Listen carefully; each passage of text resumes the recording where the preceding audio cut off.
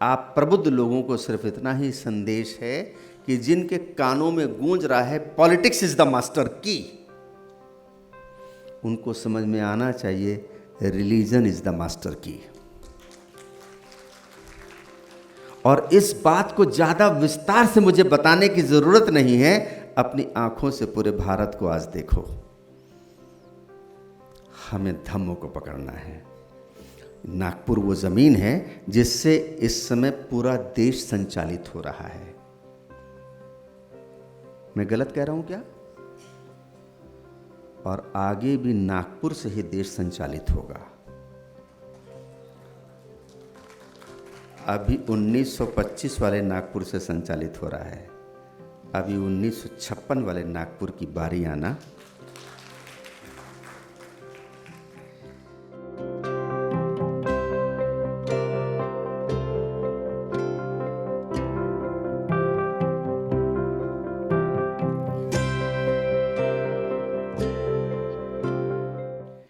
हम एक ऐसी घटना के ऊपर चर्चा करने के लिए यहाँ इकट्ठा हुए हैं जो भेदभाव की घटना थी, और वो संयोग से वो इवेंट आज ऐसे दिन हो रही जो गले मिलने का दिन है।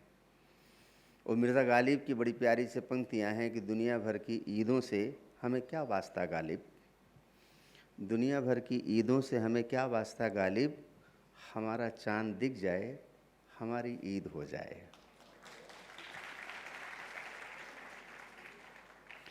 ये जो आयोजन सामाजिक न्याय मंत्रालय महाराष्ट्र सरकार कर रही है, पहली बात तो इसकी हम भूरी भूरी भूरी प्रशंसा करते हैं। ये प्रशंसा इसलिए भी करते हैं कि भारत में ये एकमात्र राज्य है जो बाबा साहेब के उस कृतित्व का स्मरण कर रहा है। होना चाहिए, पूरे भारत में होना चाहिए, लेकिन महाराष्ट्र सरकार इसका स्मरण कर रही है, ये बहुत बड़ी बात है। दूसरी प्रशंसा की बात यह है कि आज जो मेरे संज्ञान में आया कि यहाँ के माननीय मुख्यमंत्री ने बोधगया में महाराष्ट्र सदन निर्माण करने की घोषणा की है, और वहाँ उसकी ज़रूरत भी है, निहायत ज़रूरत है। ये भूमि हमारे महान बोधिसत्व बाबा साहेब डॉक्टर अम्बेडकर की कर्म भूमि है, और ये कर्म भूमि अपने महान सपूत का ऐसा स्मरण करती है, ये हमको देखकर बड़ा गर्व होता है। पूरे भारत के लिए बड़े गर्व की बात है। हम अपनी बात को, ये जो थोड़ा सा जिनका अध्ययन होगा, वो भगवान ने ऐसे वज्जियों को 7 नियम बताए थे, उन्नति के 7 नियम बताए थे। यहाँ सब मर्मज्ञ हैं। उधर उत्तर भारत में कहावत है कि नाना के आगे ननौरा की बातें, कि ननिहाल में जाके नाना को और ननिहाल की बातें बताना, नागपुर में आकर बोधिसत्व बाबा साहेब डॉक्टर अम्बेडकर के बारे में बोलना, और नागपुर में आकर धम्मों के बारे में बोलना, वो सच में कान पकड़ के उठक बैठक लगाने जैसा है। ये भूमि ऐसी है, जब हम यहाँ खड़े होते हैं मंच पर, हमें लगता है कि हम पूरी दुनिया को संबोधित कर रहे हैं, हम पूरी दुनिया से संवाद कर रहे हैं। तो वज्जियों को 7 नियम बताए थे भगवान ने उन्नति के, जिन नियमों का था बार बार एकत्रित होना तो मैत्रीपूर्ण ढंग से एकत्रित होना। मैं संक्षेप में बता रहा हूँ इसलिए कि यहाँ सब प्रबुद्ध लोग बैठे हैं, थोड़ा सा कहो ज़्यादा समझने वाले हैं। उन्हीं 7 नियमों में एक नियम ये भी था, अपने पूर्वजों की स्मृतियों को जिंदा रखना, अपने पूर्वजों की स्मृतियों से संबंधित घटनाओं के ऊपर लगातार संवाद करना। ये भगवान बुद्ध के वचनों को आप साकार रूप दे रहे हैं, इसलिए भी ये मंच बधाई का पात्र है, इसके आयोजक बधाई के पात्र हैं। दूसरी महत्वपूर्ण बात जो आज के इस अवसर पर हम आप सब लोगों के साथ साझा करना चाहते हैं कि हम यहाँ जो आमंत्रित हैं, एक लोक कथा के साथ अपनी बात को मैं बेहतर तरीके से आप तक पहुंचा पाऊंगा। भगवान बुद्ध भी ऐसा अपने बहुत सारे कथानकों में सुनते हैं कि कभी कभी उपमाओं के द्वारा हम किसी गूढ़ विषय को ज़्यादा बेहतर तरीके से समझ पाते हैं। जो बातें गूढ़ होती हैं उनको बेहतर तरीके से समझ पाते हैं। वो मुझे कथा याद आती है, लोक कथा। एक बड़ा प्रसिद्ध मृदंग वादक था, मृदंग बजाता था। वो ऐसा जादुई मृदंग बजाता था कि जिस समय वो मृदंग वादन करता था तो जंगल से 2 हिरन उसके सामने आकर खड़े हो जाते थे। जो लोग गौर से देखते थे वो हिरणों की आंखों से पानी निकल रहा होता था, और वो मृदंग को और भी अलग अलग तालों में, झिन धागिन तिनक, झिन धागिन तिनक, और कभी 3 ताल कभी जप ताल, विभिन्न रागों में विभिन्न तालों में बजाता था। और जब उसका मृदंग थमता था वो हिरन गर्दन झुकाकर चले जाते थे। सारे शहर सारे नगर में इसकी चर्चा हो गई कि एक ऐसा प्रसिद्ध मृदंग वादक है जिसका राग सुनकर, जिसकी ताल सुनकर जंगल के पशु भी सुनने के लिए चले आते हैं। अनेक उसके शिष्य हो गए, बड़ी उसकी प्रसिद्धि हो गई, बड़ी उसकी ख्याति हो गई। ये उस जमाने की कथा है जब मनुष्य और पशु आपस में बात करते थे। हालांकि हम इस ज़माने में आ गए हैं जब आदमी भी आदमी से बात नहीं करता है। हम ट्रेन में सफ़र कर रहे होते हैं तो कोशिश करते हैं हमारे अगल बगल हमसे कोई बात करने वाला ना हो। हम कहीं दूर हैं तो उससे चैट कर रहे होते हैं, अपने आसपास के लोगों से बात नहीं करते। तो वो आत्मसम्मोहित मृदंग वादक कहते हैं कि एक दिन उन हिरणों से पूछता है, क्या तुमको मेरा मृदंग वादन इतना अच्छा लगता है कि जैसे ही बजाता हूं तुम सुनने के लिए चले आते हो? वो हिरणों की आंखों से बहते हुए आंसू, तो वो हिरण क्या कहते हैं वो जवाब सुनने वाला है, वो हम सब के सुनने वाला है। हिरण कहते हैं कि मैं तुम्हारी ताल सुनने नहीं आता हूँ, मैं तुम्हारा राग सुनने नहीं आता हूँ। ये तुम्हारे मृदंग पे जो खाल है वो खाल हमारी माँ की है। जब तुम बजाते हो तो मुझे लगता है मेरी माँ मुझको बुला रही है। मैं अपनी माँ की आवाज़ सुन के चला आता हूँ। ऐसे इस देश में करोड़ों लोगों की माँ बनकर हमारे महान बोधिसत्व बाबा से डॉक्टर अम्बेडकर आए। वो महाराष्ट्र का बड़ा प्यारा सा शब्द है माऊली। वारकरी में उसकी बड़ी महत्ता है, लेकिन मैं क्या कहता हूँ, माझा माऊली बाबा साहेब आए हैं, वो हमारी माँ है।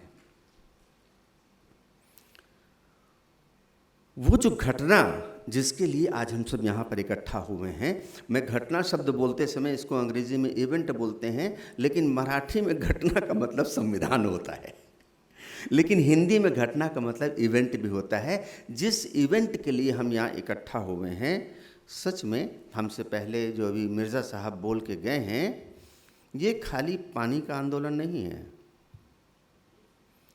उत्तर भारत में बड़े प्रसिद्ध संत हुए रहीमदास।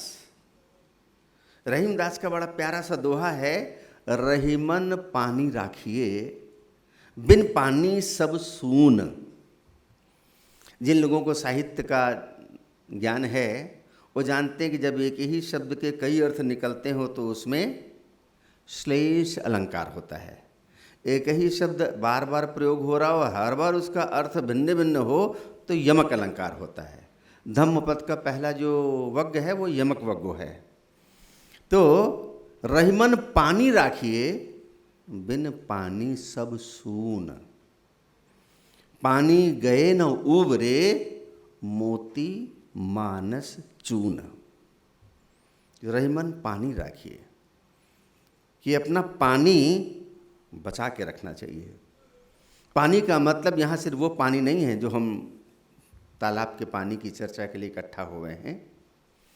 पानी जैसे बोलते हैं ना कि वो आदमी बड़ा पानीदार है, जरी सी देर में उसका पानी उतर गया, देखता हूँ कि वो कितने पानी में है। पानी का मतलब इज्जत। ये चावदार तालाब का आंदोलन खाली पानी का आंदोलन नहीं है, ये हमारी सारी इज्जत का आंदोलन है। और ये इस देश में दो आंदोलन चले हैं और दोनों बड़े प्रतीकात्मक हैं। एक आंदोलन चला नमक का, एक आंदोलन चला पानी का। नमक की जरूरत किसको है? जिसके पास खाना है। खाने वालों को नमक को संस्कृत में बोलते हैं लवण। सौंदर्य के लिए हिंदी साहित्य के, मराठी साहित्य के जो जानकार होंगे, सौंदर्य के लिए दो विशेषण एडजेक्टिव बड़े प्रसिद्ध हैं, एक माधुर्य, एक लावण्य। किसी की सुंदरता में एडजेक्टिव लगाना हो तो माधुर्य और लावण्य। माधुर्य शब्द बना है मधु से। मधु मतलब शहद। लावण्य शब्द बना है नमक से, लवण। शहद खीर में, हलवे में मिठास थोड़ी कम रह जाए, मिठास थोड़ी ज़्यादा हो जाए, मिठास सटीक बनी रहे, चलता है। थोड़ा कम रहे तो भी चलता है, थोड़ा ज़्यादा हो जाए तो भी चलता है। लेकिन नमक थोड़ा कम रह जाए तो स्वाद नहीं आता, और थोड़ा ज़्यादा हो जाए स्वाद बिगड़ जाता है। नमक जब संतुलन में होता है तब उस सौंदर्य को लावण्य बोलते हैं। भगवान बुद्ध के सौंदर्य का जिन लोगों ने वर्णन किया है, उनके सौंदर्य का लावण्य वर्णन किया है। इस देश में दो आंदोलन चले, एक नमक का आंदोलन और एक पानी का आंदोलन। जिनके पास खाने को था, जिनके पास सौंदर्य था, जिनके पास समृद्धि थी, उनको नमक की ज़रूरत थी।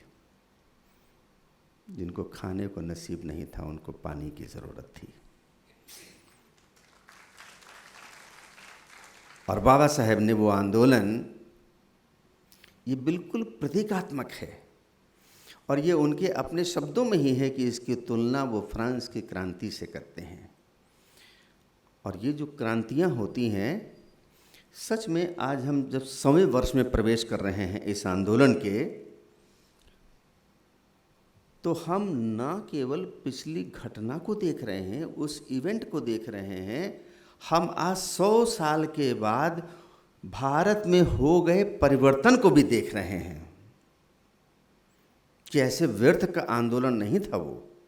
आज हम जो पानी के साथ जी रहे हैं, अपनी आँखों में पानी लिए, अपनी इज्जत के पानी के साथ जी रहे हैं, इस इज्जत की जड़ उस पानी के आंदोलन में है, जो महान तालाब से शुरू हुई बाबा साहब डॉक्टर अम्बेडकर ने की। और जो लोग जो मृदंग बजा के खुश हैं, मंजीरे बजाकर खुश हैं, संकीर्तन करके खुश हैं और आत्ममुग्ध हैं कि हम विश्व गुरु हैं, आप पानी पीने से वंचित करोगे दुनिया को और विश्व गुरु होने का सपना देखोगे, कौन मानेगा तुमको? आज तो इंटरनेट का ज़माना है, सारी दुनिया जब देखती है इसको और इतिहास को पढ़ती है। मैं लखनऊ में अमेरिका से पधारी वांगमो डिक्सी और रिचर्ड डिक्सी को जब बाबा साहब डॉक्टर अम्बेडकर मेमोरियल स्मारक दिखा रहा था और बाबा साहेब के कृतित्व के बारे में बता रहा था, और जब मैंने उनको बताया, क्योंकि विदेश के लोगों को पता नहीं है अनटचेबिलिटी नाम की चीज़ क्या होती है, किसी को छूने से परहेज होता है, ये बात हजम नहीं होती है। तो मैंने बताया तो बड़ी हैरानी सी आवाज़ में वांगमो डिक्सी, सिस्टर वांगमो डिक्सी मुझसे कह रही हैं, there is no such word in our dictionary. हमारे शब्दकोश में ऐसा कोई शब्द ही नहीं है, अछूत जैसी कोई बात ही नहीं है। ये बड़ी हैरानी की बात है। और इसके लिए हमारे महान बोधिसत्व को इस धरती पर इतना बड़ा आंदोलन करना पड़ा, और हम इस आंदोलन की तुलना करेंगे। बाबा साहेब का महान ग्रंथ बुद्ध एंड हिज धम्मा आप सबकी नज़रों से गुजरा हुआ ग्रंथ है। वो बाबा साहब उसमें जिक्र करते हैं कि शाक्यों और कोलियों के बीच में पानी को लेकर रोहिणी नदी के जल विवाद को लेकर तलवारें खिंच गई दोनों तरफ से। आगे के घटनाक्रम मुझे विस्तार से बताना नहीं है, और जो विवेचना और जो विश्लेषण और जो प्रसूति बोधिसत्व बाबा साहब डॉक्टर अम्बेडकर देते हैं कि उसी जल विवाद के नाते सिद्धार्थ गौतम को देश निकाला दिया गया। वो जल विवाद सिद्धार्थ गौतम को बुद्ध बना देता है,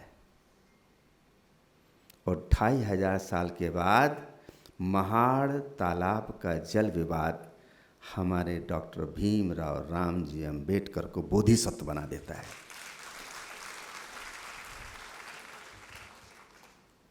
अभी भी ऐसे आज की ताजी घटनाएं बता रहे हैं। अभी भी ऐसे कुएं हैं गांवों में, जिन कुओं पे बस चुनिंदा लोग पानी ले सकते हैं, सब लोगों को पानी लेने की इजाज़त नहीं। आज भी ऐसी घटनाएं हैं, आज भी ऐसे गांव हैं, ऐसे कुएं हैं।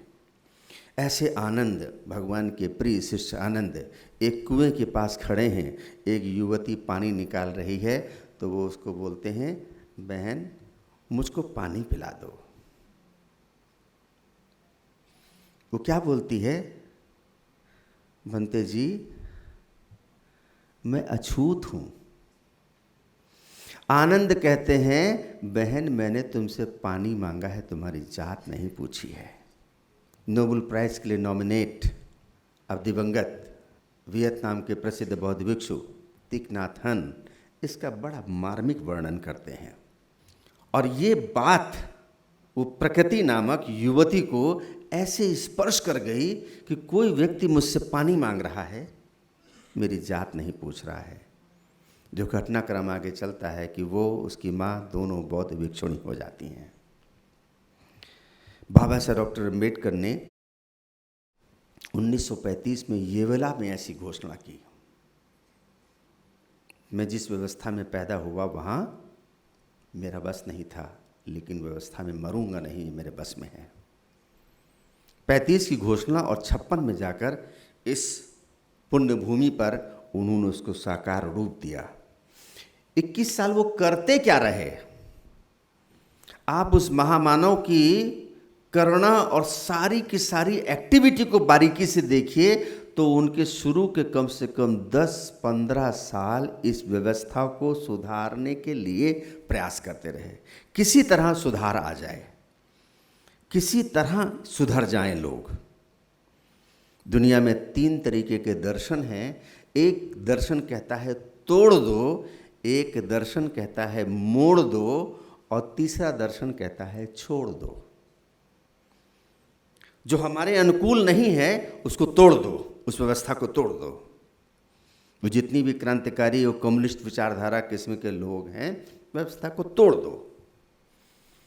बीच की एक मध्यम मार्ग की व्यवस्था है जो कहती व्यवस्था को मोड़ दो, कुछ अपने अनुकूल बनाओ। हमारे बाबा साहब डॉक्टर अम्बेडकर लगभग 20 साल तक इसी जद्दोजहद में लगे रहे, किसी तरह व्यवस्था को मोड़कर अपने लोगों के लिए इज्जत से रहने लायक बनाया जा सके। व्यवस्था को तोड़ दो, व्यवस्था को मोड़ दो। लेकिन वो महामानव हमारा बोधिसत्व, इस सदी का महान बोधिसत्व अंतिम इस निष्कर्ष से पहुंचा, इस व्यवस्था को सुधारा नहीं जा सकता, इसको सिर्फ नकारा जा सकता है। और क्या निर्णय लिया कि न व्यवस्था को तोड़ दो, न व्यवस्था को मोड़ दो, इस व्यवस्था को छोड़ दो।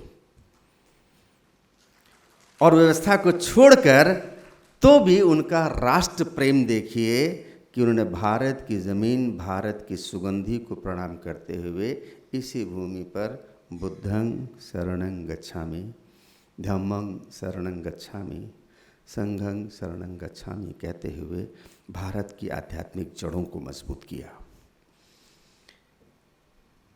ये जो वर्ष चल रहा है 2026, कई मानों में बड़ा महत्वपूर्ण वर्ष है। ये जो हम 100वें वर्ष में प्रवेश कर रहे हैं, ये वर्ष बाबा साहब की दीक्षा का 70वां साल भी है।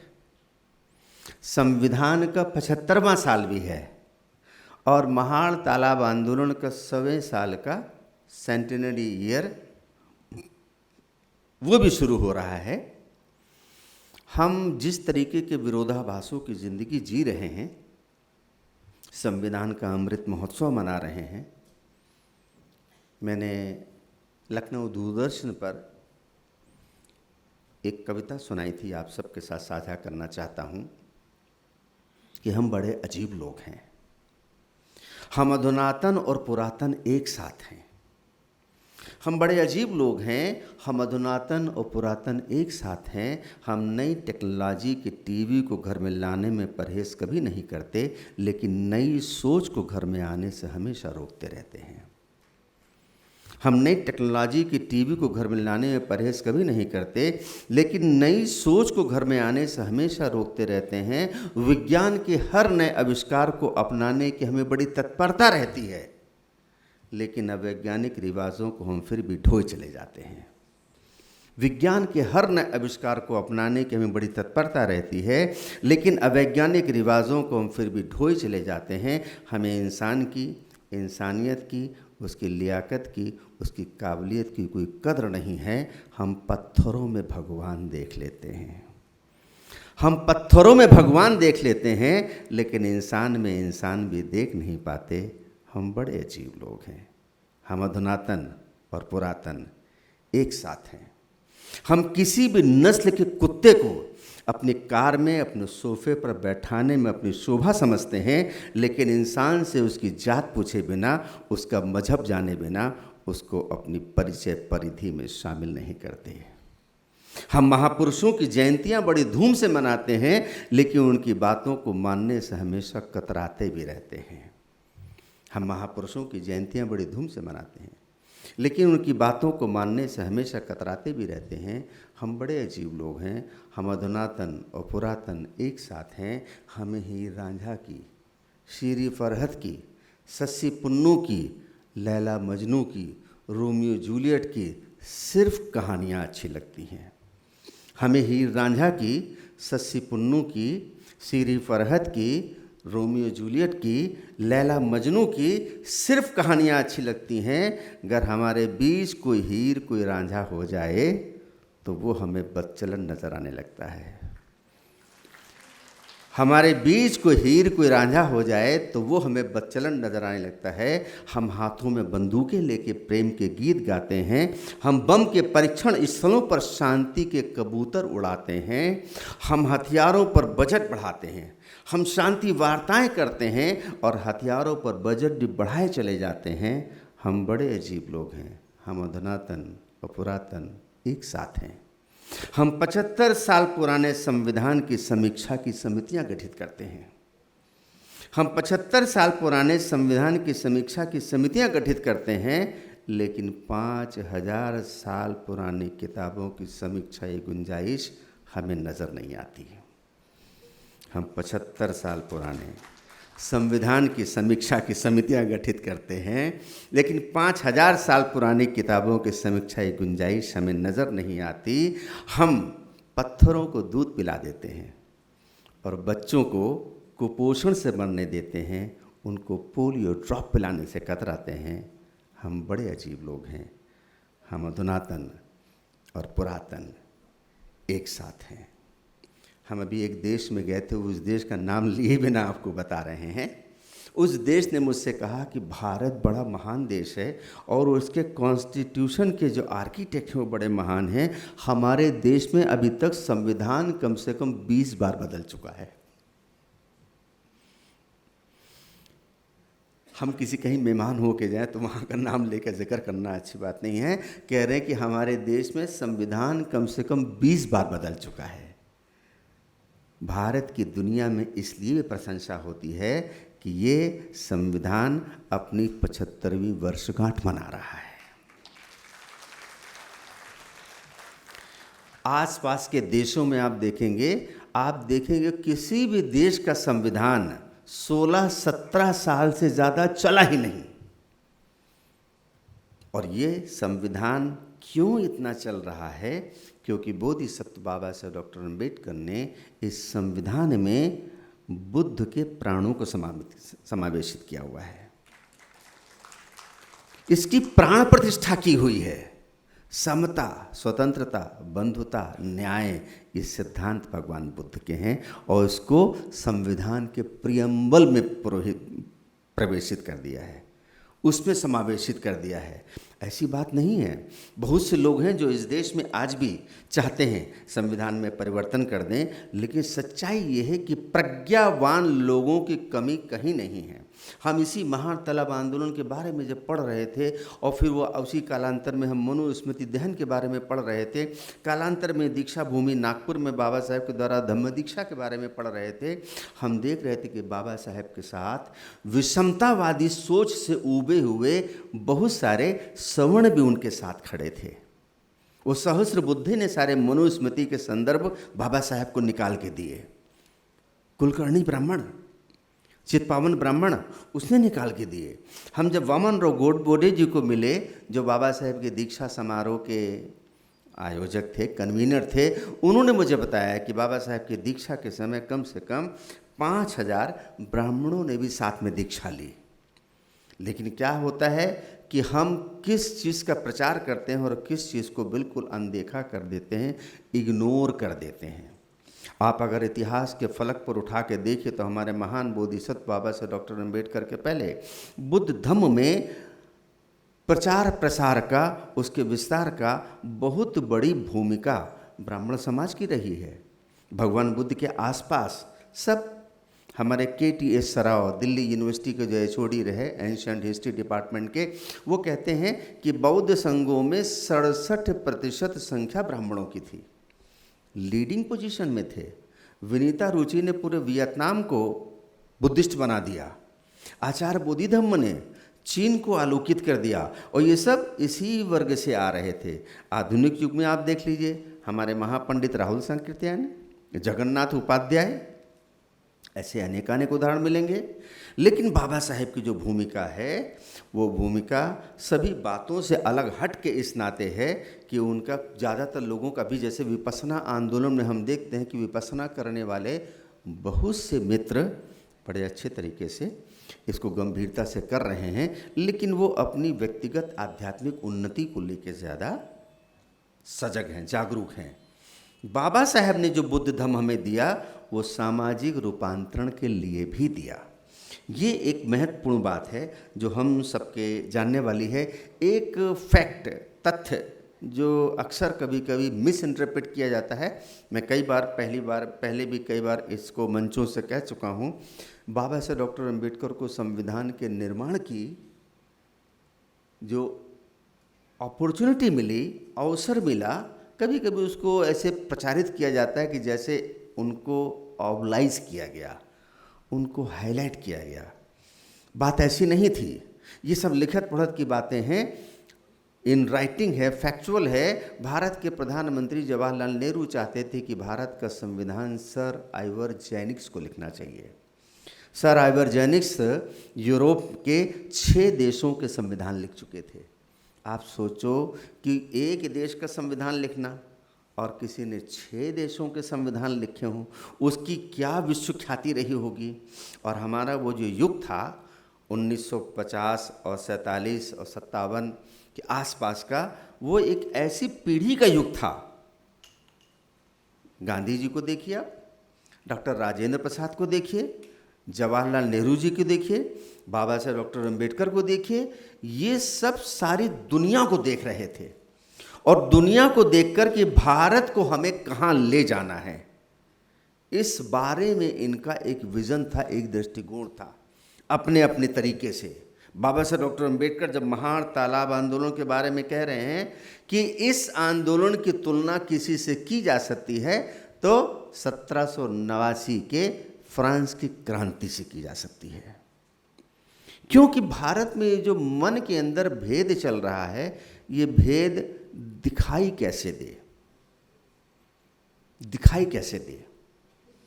यहाँ आपस में सब बैठे हुए हैं, लेकिन बैर दिखेगा कब? जब आप लड़ते हुए दिखेंगे, तब लगेगा कि दोनों में बैर है। छुआछूत दिखेगी कैसे?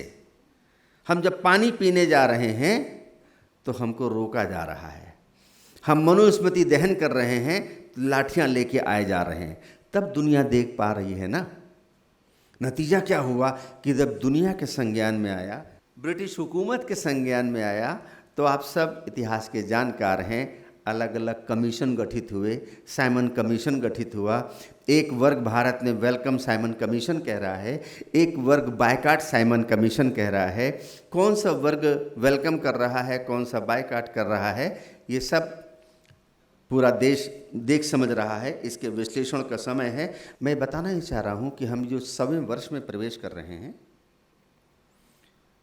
एक और कोरिलेशन इससे बन रहा है, एक और संगति बन रही है कि भगवान बुद्ध के महापरिनिर्वाण के 100 साल के बाद दूसरी संगीति हुई थी।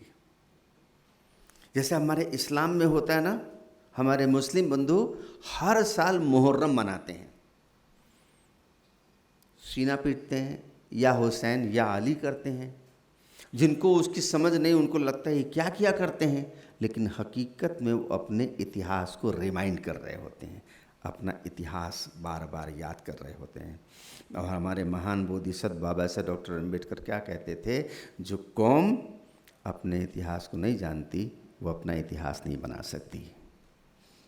भगवान के महापरिनिर्वाण के बाद दूसरी जो संगीति हुई वो 100 साल के बाद हुई।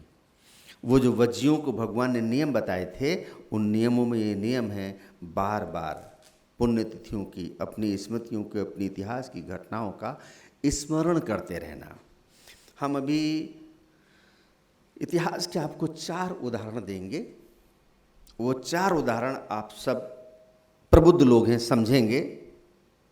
भगवान गौतम बुद्ध राज सत्ता का परित्याग करके धर्म सत्ता की स्थापना करते हैं। स्वयं राज सत्ता का परित्याग करके धर्म सत्ता की स्थापना करते हैं। उनके द्वारा स्थापित की हुई धर्म सत्ता की नींव पर कालांतर में लगभग 200 साल के बाद सम्राट अशोक राज सत्ता कायम करते हैं। न केवल भारत, अफगानिस्तान, यूनान और दक्षिण पूर्व एशिया के सारे देशों तक ये भूभाग जम्बू द्वीप के अधीन हो गया था। हम अभी थाईलैंड गए, वहाँ देख के मुझे हैरानी हो रही, श्रद्धा हो रही है। सम्राट अशोक की प्रतिमा लगी है वहाँ पर। वहाँ लोग अपने घर के मंदिरों में भगवान बुद्ध के साथ सम्राट अशोक की प्रतिमा रखते हैं। सोन और उत्तर की प्रतिमाएं लगाते हैं। सम्राट अशोक के द्वारा सोन और उत्तर, उनके द्वारा भगवान की अस्थियां गई थीं, जिसके ऊपर प्रथमचेदीय नाम का स्तूप वहाँ बना हुआ है, प्रथम स्तूप नाम से बना हुआ है। तो सम्राट अशोक और उसके कालांतर में हम जो क्रम रूप से आगे बढ़ते हुए देखते हैं कि इतिहास की ये घटनाएं हमें किस क्रम में ले जाती हैं। इतिहास जो नहीं देखता, बाबा साहब के जो वचन है, जो इतिहास को नहीं देखता वो इतिहास नहीं बना सकता। और अक्सर ऐसा हो रहा है बार बार हमारे साथ। हम अपने इतिहास से ये तो दूर हो रहे हैं, ये हमको दूर किया जा रहा है। लेकिन ये जो ऐसे आयोजन होते हैं, ये बार बार हमको उद्वेलित करते हैं, हमें जगाते हैं। बाबा साहब डॉक्टर अम्बेडकर 1950 में महाबोधि सोसाइटी की मैगजीन में एक आर्टिकल लिखते हैं, the Buddha and the future of his religion. Buddha and the future of his religion में वो 5 खंडों का लेख है, जिसके 5वें खंड में बाबा साहब डॉक्टर अम्बेडकर कंक्लूड करते हैं, सारांश देते हैं कि भारत ने बुद्ध धम्म पुनर्स्थापित कैसे होगा। बुद्ध धम्म पुनर्स्थापित कैसे होगा, वो 5 बिंदुओं में, फिर उसको एक एक बिंदु को एलेबोरेट करते हैं, उसका विस्तार बताते हैं। पहला बिंदु कि बौद्धों की अपनी एक हस्त पुस्तिका होनी चाहिए, उनकी लिखत पढ़त में ऐसा है कि वो बाइबल जैसा एक ग्रंथ होना चाहिए। बाबा साहब ने लिखा है बाइबल लाइक, बुद्धिस्ट बाइबल। दूसरी बात कि बौद्ध संघों का पुनर्गठन होना चाहिए, जो हमारे बौद्ध भिक्षु हैं उनको धम्म के प्रचार प्रसार में सक्रिय भूमिका निभानी चाहिए। नालंदा का वो उदाहरण देते हैं। और तीसरी बात कहते हैं भारत के बौद्धों का विश्व के बौद्धों से संपर्क होना चाहिए, एक विश्व बौद्ध मिशन होना चाहिए। बाबा साहब डॉक्टर अम्बेडकर अपने जीवन में पहली वाली जो बात है वो पूरा करके गए, हमें एक बुद्धिस्ट बाइबल जैसा ग्रंथ बुद्धायन धम्मा दे कर गए। दूसरी बात कि बौद्ध संघों का पुनर्गठन होना चाहिए, ऐसा वो नहीं कर सके, समय ने उनको समय से पहले वापस बुला लिया। तीसरा, विश्व बौद्ध मिशन। भारत में 2006 से बोधिसत्व बाबा साहब डॉक्टर अम्बेडकर के प्रयाण के 50वें साल से 2006 से भारत में एक अनूठा आयोजन हो रहा है। हम इस मंच से पहले भी उसके बारे में आपको परिचय दे चुके हैं, जिनको परिचय नहीं उनको फिर हम एक बार दोहरा रहे हैं। 2006 से बोध गया में हर साल अंतर्राष्ट्रीय त्रिपिटक संगायन होता है, इंटरनेशनल त्रिपिटक चैंटिंग होती है, जिसमें विश्व के सारे बौद्ध देश शामिल होते हैं। अभी जो हमारी मीटिंग ताजी हुई है, हमारे रिकॉर्ड में रजिस्ट्रेशन में 30 देशों की भागीदारी रही है। और हम जो संघ वंदना करते हैं ना, सुपटिपन्नो भगवतो सावक संघो, उजुपटिपन्नो भगवतो सावक संघो, हम उसी में आगे बोलते हैं यदिदं चत्तारि पुरुष युगानि अट्ठ पुरुष पुग्गला एस भगवतो सावक संघो, कि भगवान के सावक संघ में श्रोतापत्ति मार्ग पे लगे हुए, श्रोतापत्ति फल के पाए हुए, सक्रतागामी मार्ग पे लगे हुए, सक्रतागामी फल को पाए हुए, अनागामी मार्ग पे लगे हुए, अनागामी के फल को पाए हुए, अरहत के मार्ग पे आरूढ़, अरहत के फल को पाए हुए, अट्ठा पुरुष पुद्गला, इस प्रकार के 8 पुद्गल श्रेष्ठ लोग, हाँ, और यदिदं चत्तारि, ये 4 प्रकार के युगल भगवान के संग में रहते हैं। मैं आपको सच्चे वचन से कह रहा हूँ, बोध गया के 10 दिन के अंतर्राष्ट्रीय त्रिपिटक संगायन में ऐसे मार्ग फल संघ भी आता है।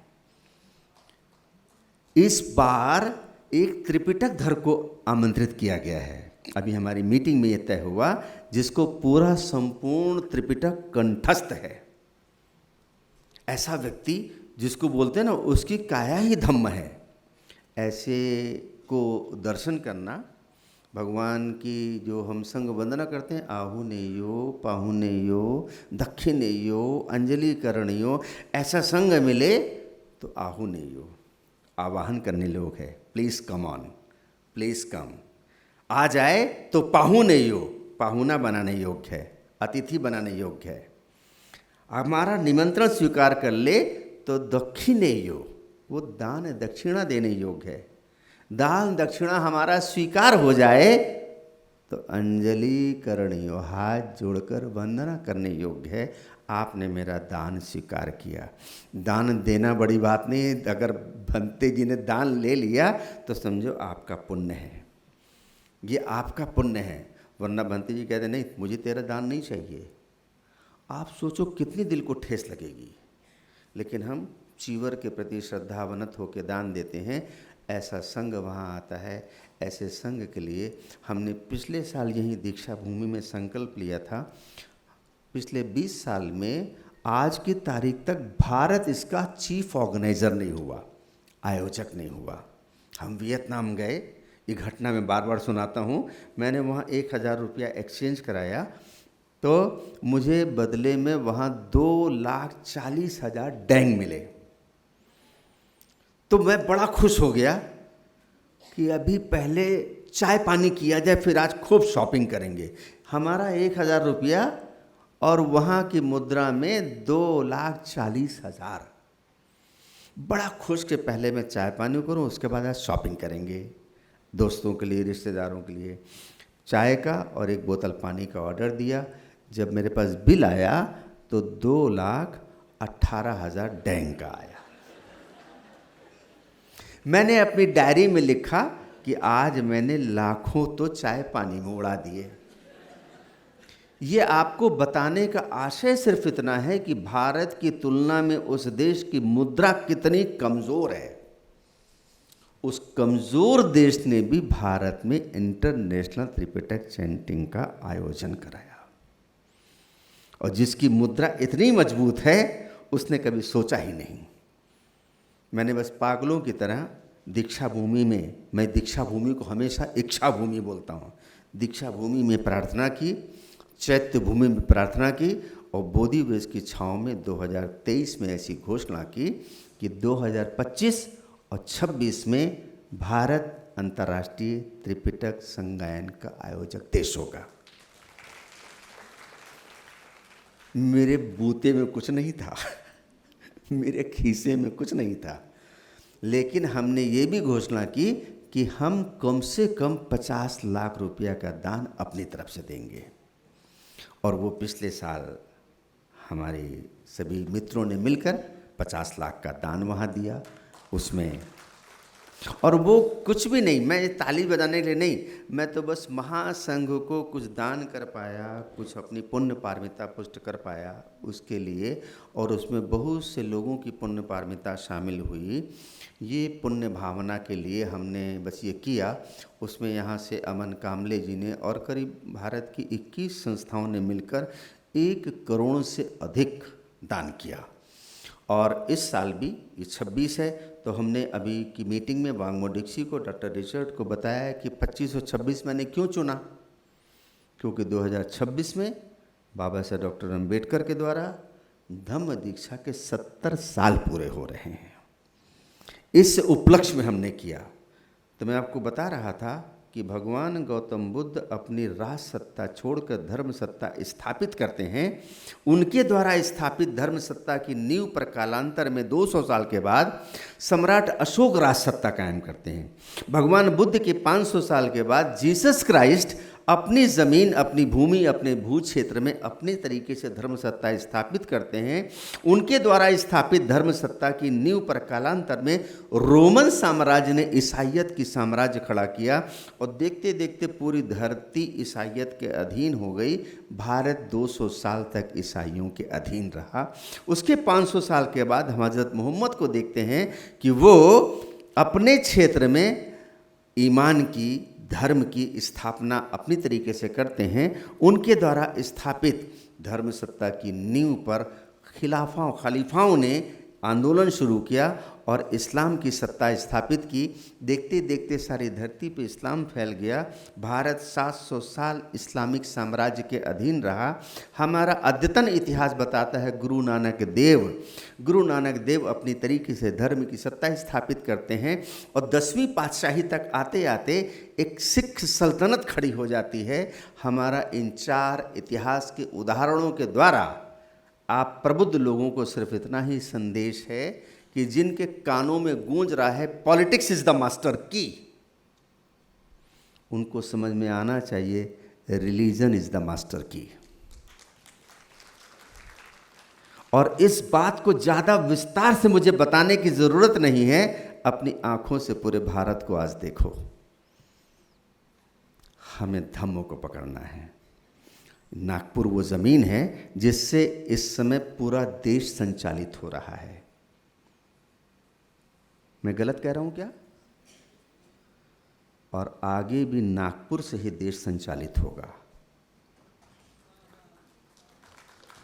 अभी 1925 वाले नागपुर से संचालित हो रहा है, अभी 1956 वाले नागपुर की बारी आना।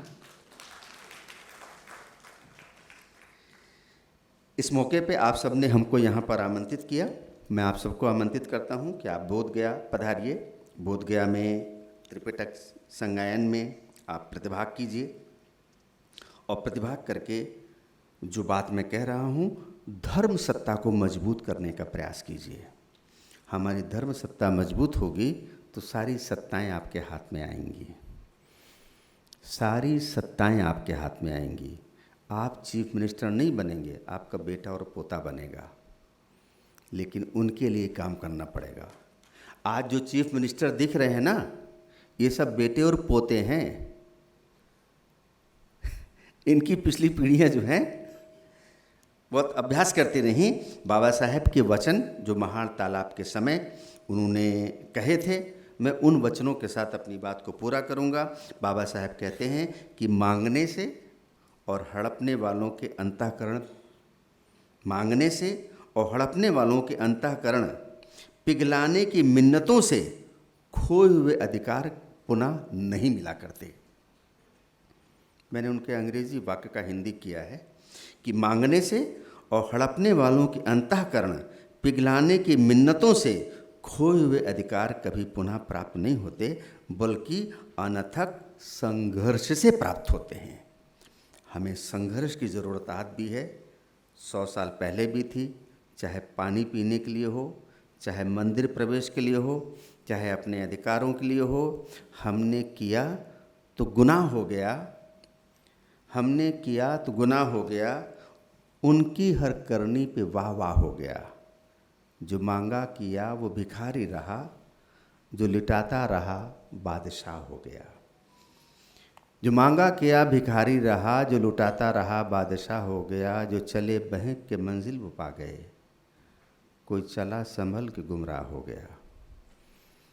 कोई चला संभल के, जो चले बहक के मंजिल पा गए, कोई चला संभल के गुमराह हो गया। बिगड़ने वाले बनते चले गए, कोई बनने की कोशिशों में तबाह हो गया। बिगड़ने वाले तबाह हो गया कि ऊपर ताली बज रही है। ये कितनी अच्छी बात है, तबाही पे भी ताली बज रही है कि बिगड़ने वाले बनते चले गए, कोई बनने की कोशिशों में तबाह हो गया। हम चले थे कहाँ से कहाँ के लिए, ये कहाँ आ गए, ये क्या हो गया। भारत की महान संस्कृति, भगवान बुद्ध का दर्शन आज सारी दुनिया में परचम लहरा रहा है। एक समय था जब नालंदा, तक्षशिला, विक्रमशिला, औदंतपुरी विश्वविद्यालय शब्द को सार्थक करते थे, जिसमें विश्व के छात्र पढ़ने आते थे। ह्वेनसांग, फाइयान, हो ची, कुछ नाम हम जानते हैं, ऐसे दसियों हजार छात्र पढ़ने आते थे। आज स्थिति ये है कि दुनिया के श्रेष्ठ 200 विश्वविद्यालयों की रैंकिंग में भारत का एक विश्वविद्यालय नहीं है। हमें अपने पुराने गौरव को अर्जित करना है। हमने उनको भी ये बात कहनी है जिनको विश्व गुरु बनना है। विश्व गुरु पानी का निषेध करने से नहीं बना जा सकता। विश्व गुरु छुआछूत करने से नहीं बना जा सकता। विश्व गुरु ऊंच नीच करने से नहीं बना जा सकता। विश्व गुरु सिर्फ मैत्री से, करुणा से, मुदिता से, उपेक्षा से ही बना जा सकता है, और वो बुद्ध का धम्म ही बना सकता है।